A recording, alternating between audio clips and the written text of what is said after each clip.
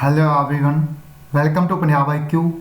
Punjab IQ की इस special video में आज हम एक नई सीरीज़ स्टार्ट करेंगे।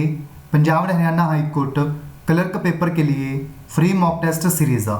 ये इस सीरीज़ का सेट नंबर 1 रहेगा, जिसमें हम 20 मोस्ट इंपॉर्टेंट क्वेश्चंस जीके के कवर करेंगे डिटेल में। आप सभी को पता चल चुका होगा, जो Punjab and Haryana high court clerk की जो वैकेंसीज निकली थी हरियाणा रीजन के लिए, इसकी जो ऑफिशियली एग्ज़ाम डेट है वो आउट हो चुकी है।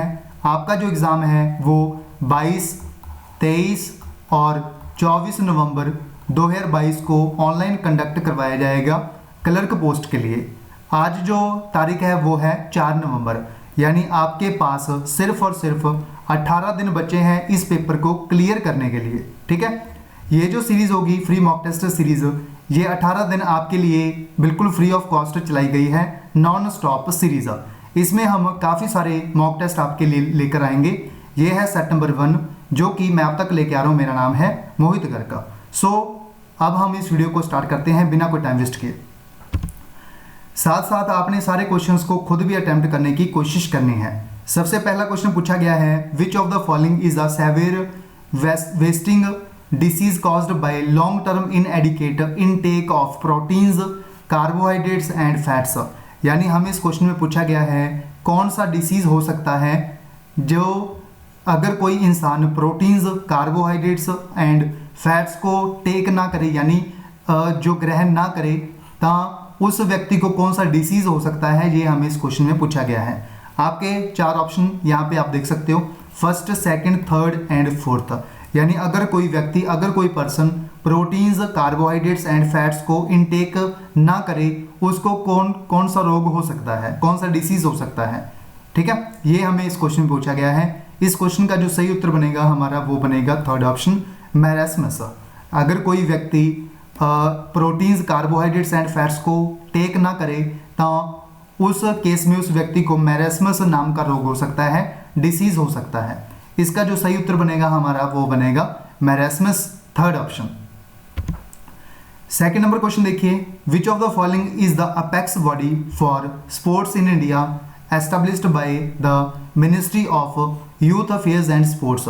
यानी हमें इस क्वेश्चन में पूछा गया है जो अपेक्स बॉडी है, अपेक्स मतलब सबसे बड़ी जो बॉडी होती है स्पोर्ट्स में इंडिया में, ठीक है, इसको एस्टेब्लिश किया गया था ministry of youth affairs and sports के द्वारा।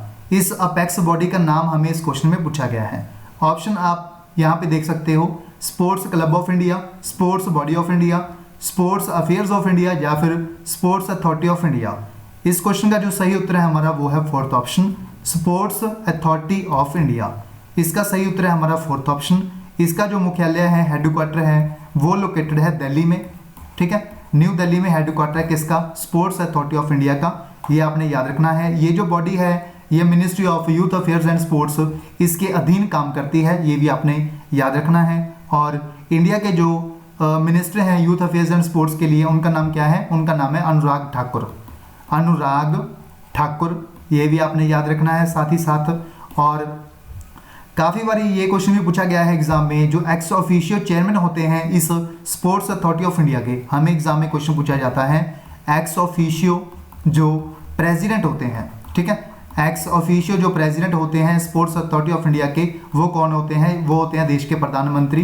यानी प्रेजेंट टाइम पे कौन है, नरेंद्र मोदी जी। ठीक है, जो प्रेजेंट टाइम पे जो नरेंद्र मोदी जी इंडिया के प्राइम मिनिस्टर हैं, ये एक्स ऑफिशियो प्रेसिडेंट है किस बॉडी के, स्पोर्ट्स अथॉरिटी ऑफ इंडिया के, जिसका हेडक्वार्टर मुख्यालय दिल्ली में लोकेटेड है। इसका सही उत्तर है हमारा fourth option, sports authority of India. Next question देखिए, third number question, in May 2022 Indian men's badminton team created history by winning the Thomas Cup title for the first time with the thumping 3-0 win over Dash।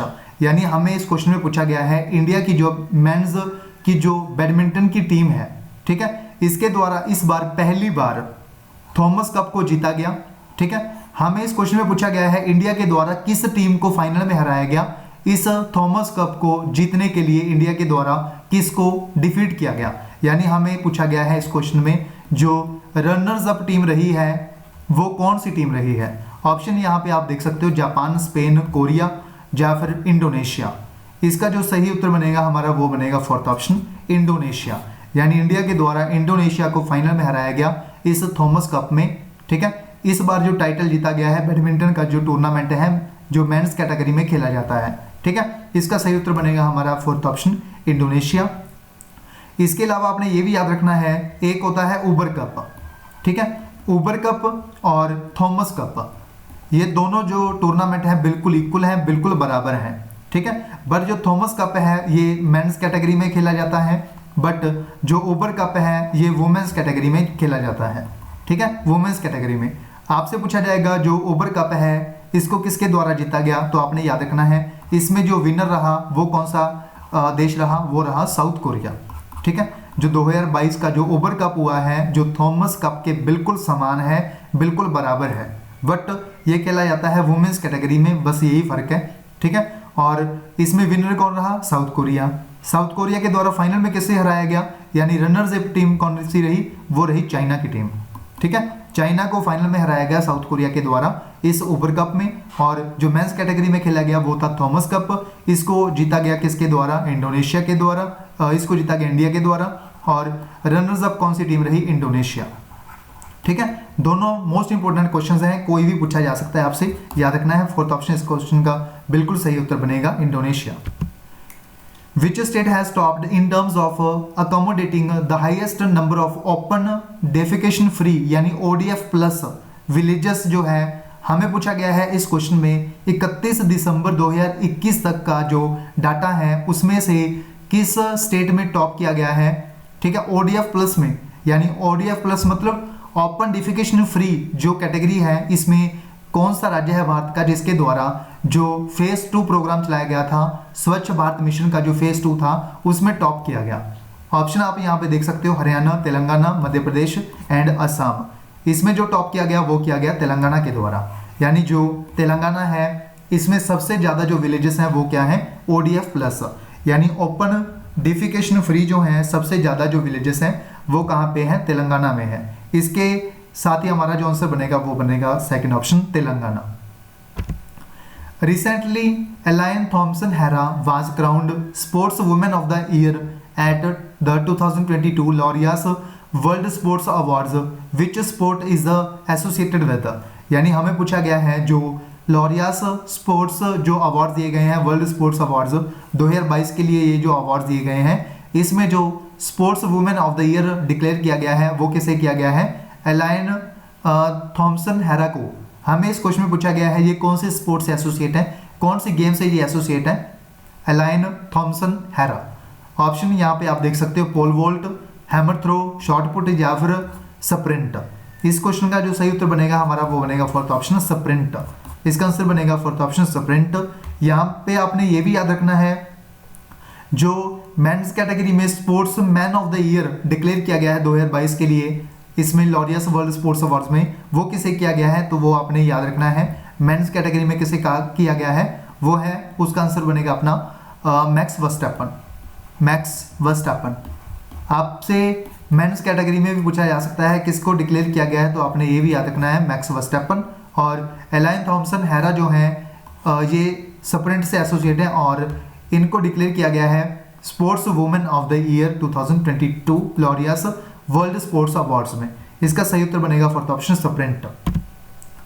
What is the duration of relaxation half time break in kabaddi, यानी जो kabaddi game होती है इसमें जो relaxation या फिर आप बोल सकते हो हाफ टाइम जो ब्रेक होती है वो कितने टाइम की होती है, कितनी ड्यूरेशन की होती है, 8 मिनट की, 10 मिनट की, 5 मिनट की या फिर 3 मिनट की। ये जो ब्रेक होती है ये होती है 5 मिनट की। इसका सही उत्तर बनेगा हमारा third option 5 minutes. In October 2021, which constituent emirate of the UAE signed an agreement with India to develop infrastructure such as industrial parks, IT towers, multi-purpose towers, logistics centers, a medical college and a specialized hospital in Jammu and Kashmir।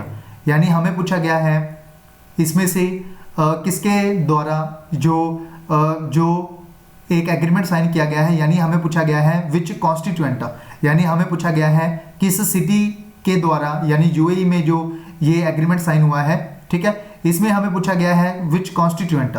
ठीक है, इसमें develop किया जाएगा industrial parks को, ठीक है, IT towers को, multipurpose towers को, ये सभी जो हैं ये डेवलप किए जाएंगे जम्मू एंड कश्मीर में। यानी हमें पूछा गया है कौन सी सिटी का जो एग्रीमेंट है वो साइन किया गया है। यहाँ पे आप ऑप्शन देख सकते हो, अजमान, शारजा, आबू धाबी या फिर दुबई। इस क्वेश्चन का जो सही उत्तर बनेगा हमारा वो बनेगा फोर्थ ऑप्शन दुबई, ठीक है। इसका सही उत्तर है हमारा फोर्थ ऑप्शन दुबई। यूएई जो है इसकी जो कैपिटल है वो है आबू धाबी, ठीक है, आबू धाबी, और इसकी जो करेंसी है वो है दिरहम, दिरहम, ये भी आपने याद रखना है। Which of the following rivers is a tributary of the Alaknanda river and originates from Chorabari glacier near Kedarnath in Uttarakhand. यानी हमें पूछा गया है जो अलकनंदा रिवर है, मेन रिवर, इसकी एक ट्रिब्यूटरी रिवर है, ठीक है, रिवर ट्रिब्यूटरी है जो कहाँ से ओरिजिनेट होती है, स्टार्ट होती है चौराबाड़ी ग्लेशियर से, केदारनाथ उत्तराखंड से। हमें पूछा गया इस क्वेश्चन में इस रिवर का नाम क्या है, यानी जो ट्रिब्यूटरी रिवर है इसका नाम क्या है, ठीक है, आपसे ये पूछा गया है। ऑप्शन यहाँ पे आप देख सकते हो, Daleshwari river, Rupen river, Barak river या फिर मंदाकिनी रिवर। इस क्वेश्चन का जो सही उत्तर बनेगा हमारा वो बनेगा फोर्थ ऑप्शन मंदाकिनी रिवर। और ये जो रिवर है चौराबाड़ी ग्लेशियर केदारनाथ उत्तराखंड से स्टार्ट होती है, ये एक ट्रिब्यूटरी रिवर है किसकी, अलकनंदा रिवर की। इसका सही उत्तर है हमारा fourth option Mandakini river. Which of the following was the first Satyagraha movement lead by Gandhi ji in India in 1917 and is considered as a vital event in the history of India's freedom struggle. यानी हमें पूछा गया है 1917 में जो गांधी जी थे इनके द्वारा पहला जो सत्याग्रह स्टार्ट किया गया था 1917 में, ठीक है। हमें पूछा गया है इसका नाम क्या है, खेड़ा सत्याग्रह, रॉलेट सत्याग्रह, चंपारण या फिर अहमदाबाद सत्याग्रह। इसका जो नाम है वो है चंपारण सत्याग्रह, जो महात्मा गांधी जी के द्वारा चंपारण नाम की सिटी से स्टार्ट किया गया था 1917 को। ये जो चंपारण सिटी है ये लोकेटेड है बिहार में, ठीक है, बिहार में लोकेटेड है ये चंपारण सिटी, ये आपने याद रखना है। इसका सही उत्तर है हमारा थर्ड ऑप्शन चंपारण सत्याग्रह। और इसके साथ में आपने ये भी याद रखना है महात्मा गांधी जी का साथ किस किसने दिया था इस सत्याग्रह में। सबसे पहले थे राजेंद्र प्रसाद, ठीक है, उसके बाद जेबी कृपलानी, उसके बाद ब्रिज किशोर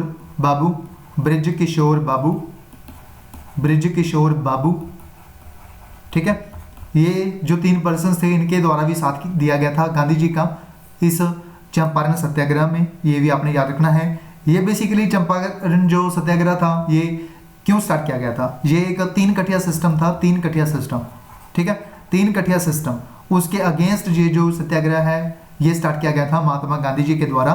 3 कठिया सिस्टम जो है इसका मतलब क्या था, यानी 3/20 जो लैंड है, ठीक है, यानी अगर 20 पार्ट अगर किसी किसान के पास टोटल लैंड है उसका जो 3 पार्ट था, यानी 3/20 जो पार्ट था, जितनी भी जमीन किसान के पास थी उसके ऊपर उसके द्वारा इंडिगो की जो खेती थी वो करनी पड़ती थी उसको, ठीक है। इंडिगो मतलब नील की खेती, ठीक है, इंडिगो प्लांटेशन करनी पड़ती थी उसको 3/20 पार्ट पे, यानी जितनी भी जमीन थी उसका 3/20 जो हिस्सा था उस पे नील की खेती करनी जरूरी थी। ये अंग्रेजों के द्वारा एक लॉ बनाया गया था। इसको हटाने के लिए चंपारण सत्याग्रह महात्मा गांधी जी के द्वारा चंपारण बिहार से स्टार्ट किया गया था, चंपारण सत्याग्रह 1917 को। इसका सही उत्तर है हमारा third option Champaran Satyagraha. Which Hindu religious society was formed in May 1897 with purely spiritual and humanitarian purposes. यानी हमें पूछा गया है कौन सी हिंदू रिलीजियस सोसाइटी है जो 1897 में मई में स्टार्ट की गई थी, ठीक है, with purely spiritual and humanitarian purposes. हमें पूछा गया है इस सोसाइटी का नाम क्या है जो 1897 में स्टार्ट की गई थी मई में। थियोसॉफिकल सोसाइटी, रामकृष्ण मिशन, ब्रह्मो समाज या फिर आर्य समाज। ये जो सोसाइटी स्टार्ट की गई थी इसका नाम पूछा गया है। इसका जो सही उत्तर है हमारा वो है सेकंड ऑप्शन रामकृष्ण मिशन। इसको 1897 में स्टार्ट किया गया था रामकृष्ण मिशन को, ठीक है। और अगर पूछा जाए इसको स्टार्ट किसने किया था तो आपने ये भी याद रखना है स्वामी विवेकानंदा जी ने, स्वामी विवेकानंदा जी ने स्टार्ट किया था इस रामकृष्ण मिशन को, ये भी आपने याद रखना है। इसका सही उत्तर बनेगा हमारा रामकृष्ण मिशन।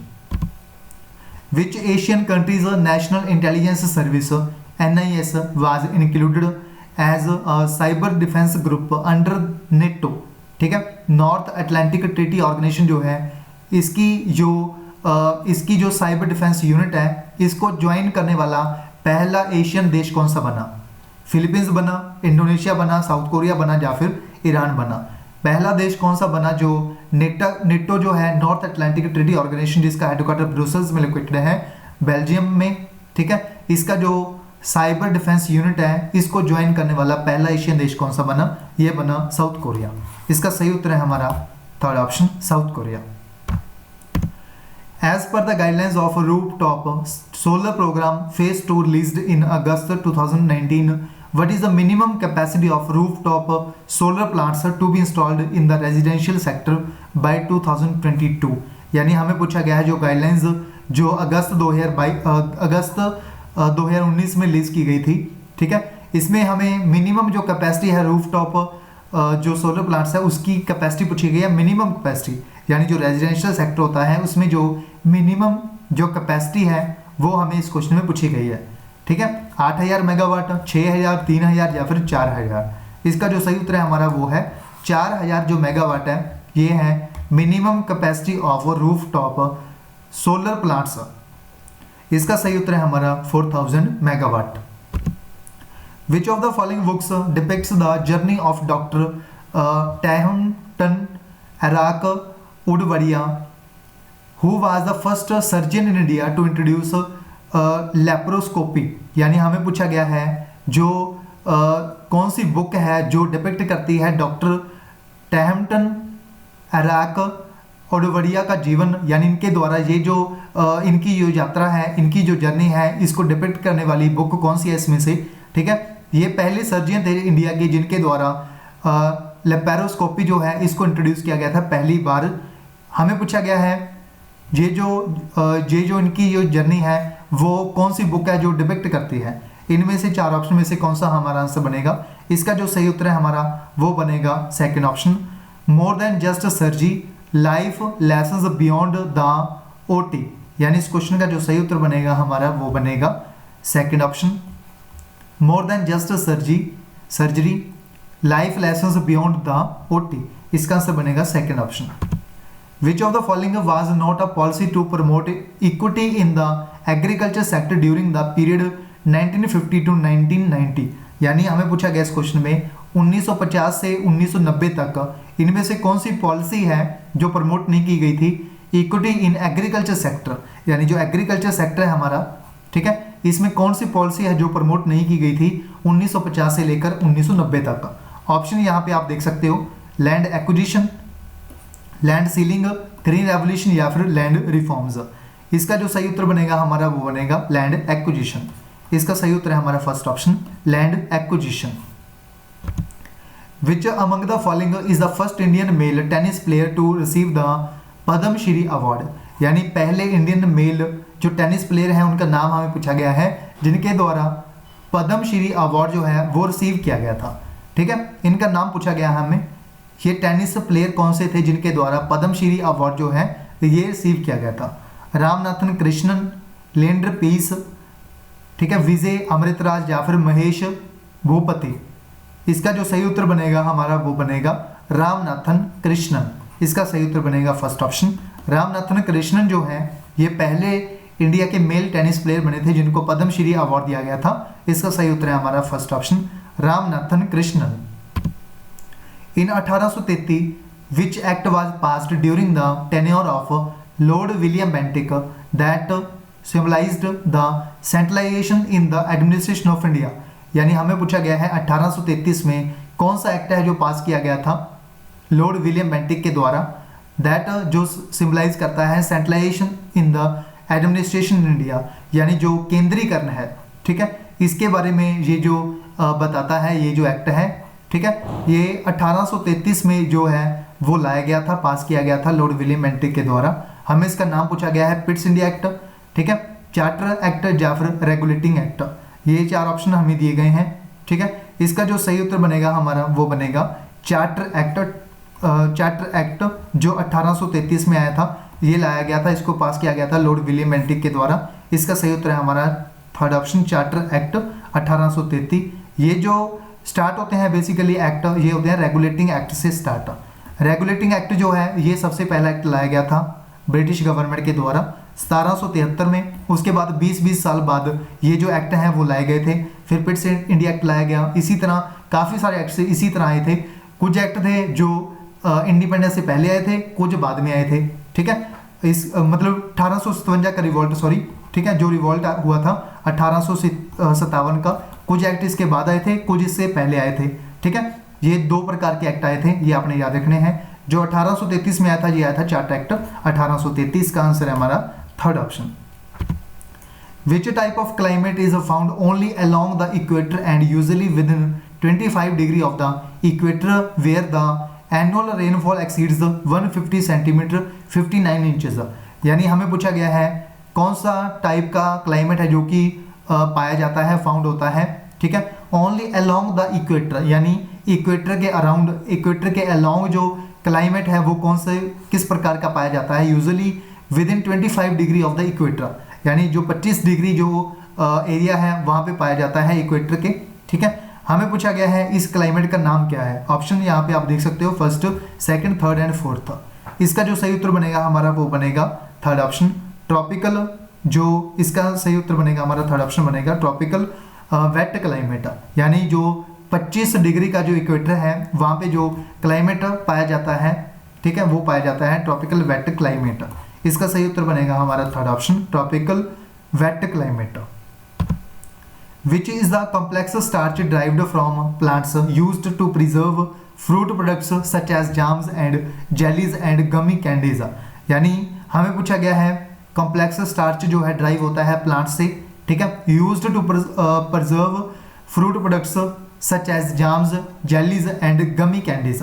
यानी जो कॉम्प्लेक्स स्टार्च है जो ड्राइव होता है प्लांट से, उसका नाम क्या है। ऑप्शन यहाँ पे आप देख सकते हो, first, second, third and fourth. इसका जो सही उत्तर है हमारा वो है pectin, second option. Second option जो है हमारा ये है कॉम्प्लेक्स स्टार्च जो ड्राइव होता है प्लांट से, इसका सही उत्तर है हमारा pectin, second option. Which of the following is also known as dog star and is highly visible in the northern hemisphere winter night sky with an apparent visual magnitude of 1.46। यानी हमें पूछा गया है इनमें से कौन सा ऑप्शन है जिसको डॉग स्टार के नाम से भी जाना जाता है, ठीक है, और हाईली विजिबल होता है नॉर्दर्न हेमिस्फीयर में, ठीक है, विंटर नाइट स्काई में, ठीक है, और इसका नाम क्या है। ये ऑप्शन आप यहाँ पे देख सकते हो, first, second, third and fourth. इसका सही उत्तर है हमारा फोर्थ ऑप्शन सीरियस। जो सीरियस है इसको डॉग स्टार भी कहा जाता है, इसका आंसर है हमारा फोर्थ ऑप्शन सीरियस। उसके बाद नेक्स्ट देखिए last question, 20th number question, for which classical music is Rudra Veena mainly used. यानी हमें पूछा गया है विच क्लासिकल म्यूजिक जो रुद्र वीणा है ये मेनली यूज होता है। यहाँ पे आप ऑप्शन देख सकते हो, first, second, third and fourth. ये जो क्लासिकल म्यूजिक है, ठीक है, जिसके लिए ये जो वीणा है ये यूज किया जाता है, ये किया जाता है ध्रुपद के लिए। आंसर बनेगा हमारा थर्ड ऑप्शन ध्रुपद। सो ये था हमारा मॉक टेस्ट नंबर 1, जिसमें हमने सबसे इंपॉर्टेंट 20 क्वेश्चंस कवर किए हैं डिटेल में। इसी तरह के काफ़ी सारे सेट्स आप देखोगे, ठीक है, काफ़ी सारे सेट्स हम कवर करेंगे। सबसे जो बेस्ट क्वेश्चंस हैं MCQs इंपॉर्टेंट सबसे, वो हम इस सीरीज में कवर करेंगे डिटेल में, ठीक है। इसके अलावा पंजाब हरियाणा हाईकोर्ट क्लर्क की जो एग्जाम डेट है आपको सभी को पता चल चुकी होगी। 22 से लेकर 24 नवंबर तक आपका जो एग्जाम है वो कंडक्ट करवाया जाएगा। Punjab Haryana high court clerk paper के लिए हरियाणा रीजन के लिए जो कंडक्ट करवाया जाएगा। आपके पास सिर्फ और सिर्फ आज 18 दिन बचे हैं इस पेपर को क्लियर करने के लिए। अगर आप बिल्कुल बेसिक से तैयारी करना चाहते हैं तो वो पॉसिबल नहीं है, क्योंकि कम से कम इस पेपर की बेसिक से अगर तैयारी करनी हो तो कम से कम 5 से 6 महीने लग जाएंगे इस पेपर की बेसिक से तैयारी करने के लिए। बट आपको बिल्कुल टेंशन लेने की ज़रूरत नहीं है। आपके लिए बेस्ट जो नोट्स हैं वो हमारे द्वारा तैयार किए गए हैं, ठीक है। इसमें 3500 क्वेश्चंस आपको जीके के मिलेंगे, जिसमें 1500 क्वेश्चंस करंट अफेयर्स के होंगे, ठीक है। उसके बाद इंडिया जीके के होंगे 1500 क्वेश्चंस, पंजाब जीके के 500 क्वेश्चंस होंगे। ये टोटल 3500 क्वेश्चंस होंगे जो आपको जीके के प्रोवाइड किए जाएंगे। बिल्कुल एग्जाम ओरिएंटेड होंगे सारे के सारे जो क्वेश्चंस होंगे, ठीक है। उसके बाद इंग्लिश ऑब्जेक्टिव की बात करते हैं। इंग्लिश ऑब्जेक्टिव के जो क्वेश्चंस होंगे टोटल आपको 1000 क्वेश्चंस आपको बिल्कुल एग्जाम ओरिएंटेड प्रोवाइड किए जाएंगे। यहाँ पे आप देख सकते हो सिनोनिम्स होंगे, एंटोनिम्स होंगे, वन वर्ड सब्स्टिट्यूशंस, उसके बाद idiom and phrases, spelling test, grammar के टोटल 300 क्वेश्चंस होंगे।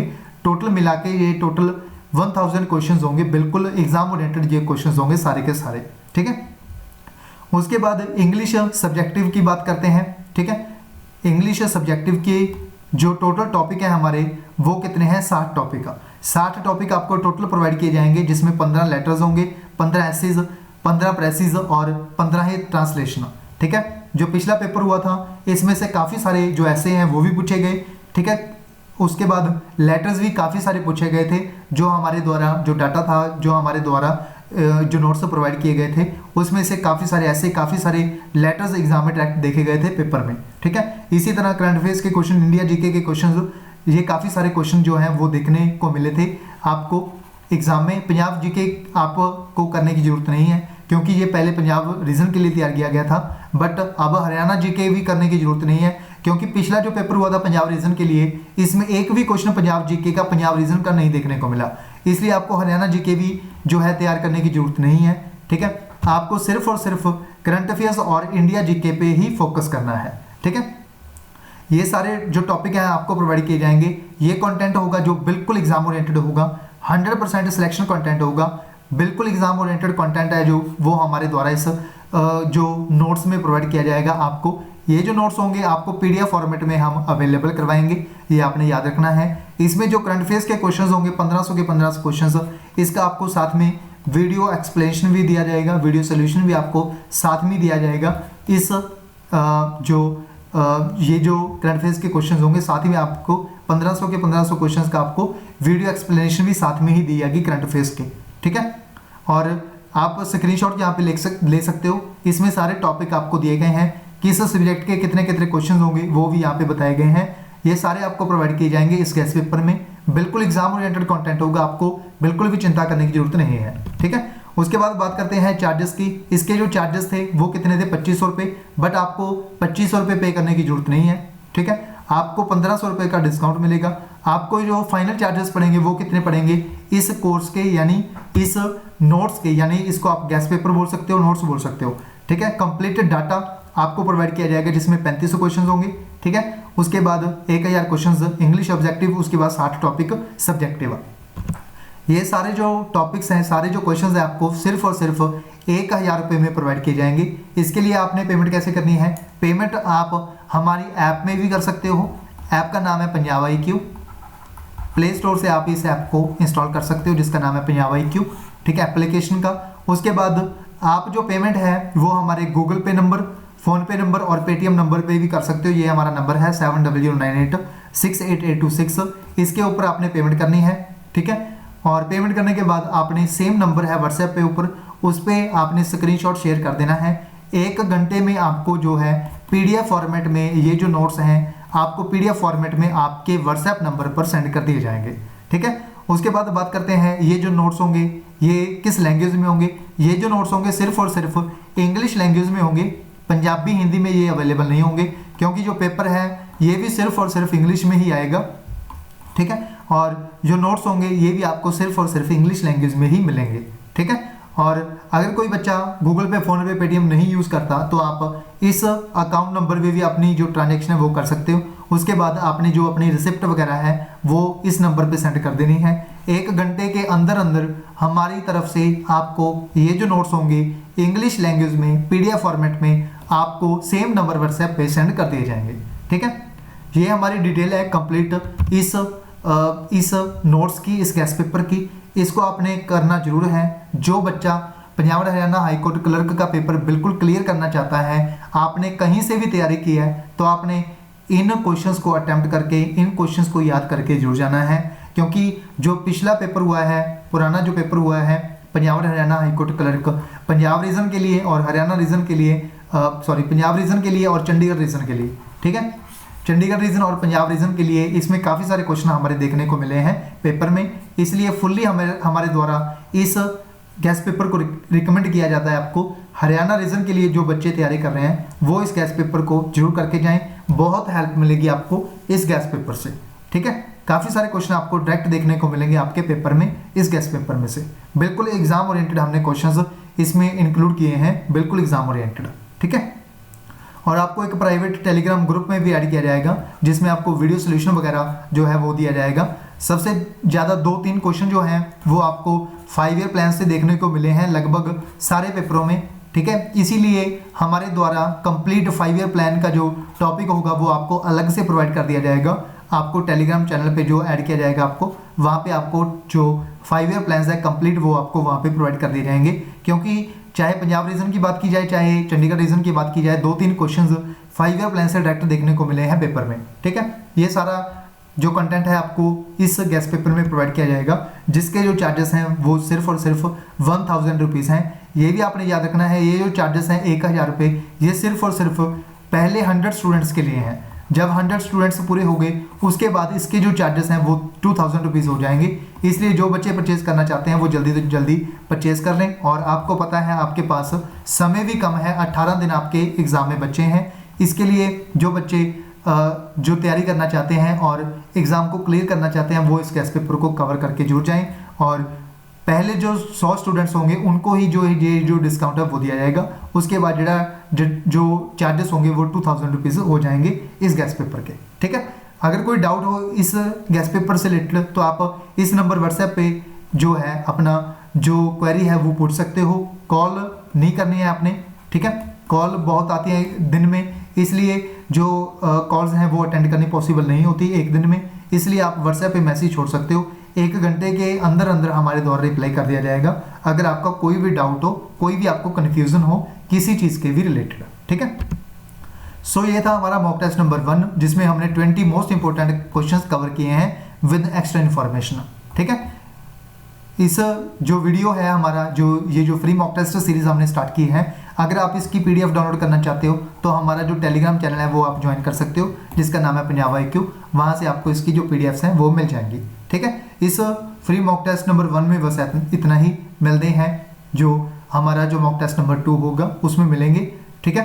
आप कमेंट बॉक्स में भी लिख के जरूर बताइए कि आपने इन 20 में से कितने क्वेश्चन सही अटैम्प्ट किए हैं। बिल्कुल सही अटैम्प्ट किए हैं आपने 20 में से, ठीक है। इस वीडियो में बस इतना ही, मिलते हैं नेक्स्ट वीडियो में। So thank you so much.